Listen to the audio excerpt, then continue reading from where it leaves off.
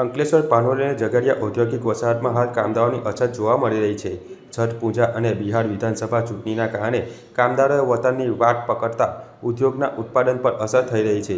એશિયાની સૌથી મોટી ઔદ્યોગિક વસાહત ગણાતી અંકલેશ્વર ઇન્ડસ્ટ્રીયલ એસ્ટેટ સહિત પાનોલી અને જીઆઈડીસીમાં હાલ કામદારોની ભારે અછત સર્જાઈ છે.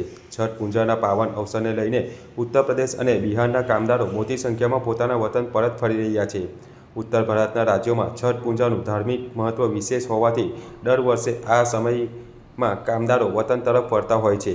આ વર્ષે પણ અંકલેશ્વર તથા આસપાસના ઉદ્યોગોમાંથી અંદાજે 3 લાખથી વધુ કામદારો વતનની વાટ પકડી ચૂક્યા છે. વધેલી ભીડને ધ્યાનમાં રાખીને રેલવે વિભાગે અંકલેશ્વર સમસ્તીપુર વચ્ચે સ્પેશિયલ ટ્રેન દોડાવવાની પણ વ્યવસ્થા કરી હતી. આ અંગે ઉદ્યોગપતિઓએ જણાવ્યું હતું કે કામદારોની અછતને કારણે અનેક કામોમાં ઉત્પાદન પર સીધી અસર પડી રહી છે. ખાસ કરીને કેમિકલ, ફાર્માસ્યુટિકલ અને પેકેજિંગમાં ઉદ્યોગોમાં મજૂરોના અભાવે ઉત્પાદન ધીરે ધીરે ઘટી રહ્યું છે. બિહારના વિધાનસભા ચૂંટણી પૂરી થયા બાદ કામદારો આગામી 1 મહિના દરમિયાન પરત ફરવાની શક્યતા છે. ત્યાં સુધી ઉદ્યોગોમાં કામદારોની અછત રહે તેવી સંભાવના વ્યક્ત કરવામાં આવી રહી છે. હાલ દિવાળીનું પર્વ હોય અને છઠ પૂજા આવતી હોય ત્યારે કામદારો જે માદરે વતન જતા હોય બિહાર, યુપી ને ત્યારે હવે લાભ પાંચમથી જ્યારે ઉદ્યોગો શરૂ કરવાના હોય ત્યારે કામદારોની એટલી અછત હોય છે કે લગભગ સમજો ને કે 3 થી 4 લાખ કામદારો અંકલેશ્વર, ઝઘડિયા અને પાનોલી ઉદ્યોગોના ધંધામાં બહુ અસર પડે છે એની.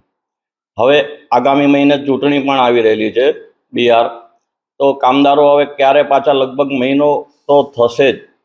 એ હિસાબે હવે ઉદ્યોગોને પારાવાર મુશ્કેલીનો સામનો કરવો પડી રહેલો છે અત્યારે, ને ભવિષ્યમાં બી આ રીતે મહિના સુધી તો આ રીતે ચાલશે બધું, ત્યારે ઉદ્યોગોને સહન કરવાનો વારો આવશે.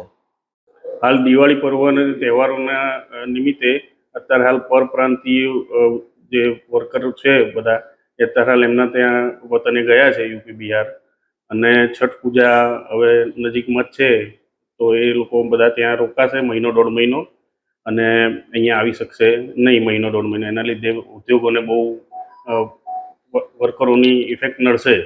અને એના પછી ડિસેમ્બર મહિનો આવશે કે જેમાં ત્યાં વિદેશોમાં રજા હોય છે, એના લીધે એક્સપોર્ટને બહુ ભારે ઇફેક્ટ પડશે. એટલે ઉદ્યોગોને પારાવાર મુશ્કેલીનો સામનો કરી રહ્યા છે.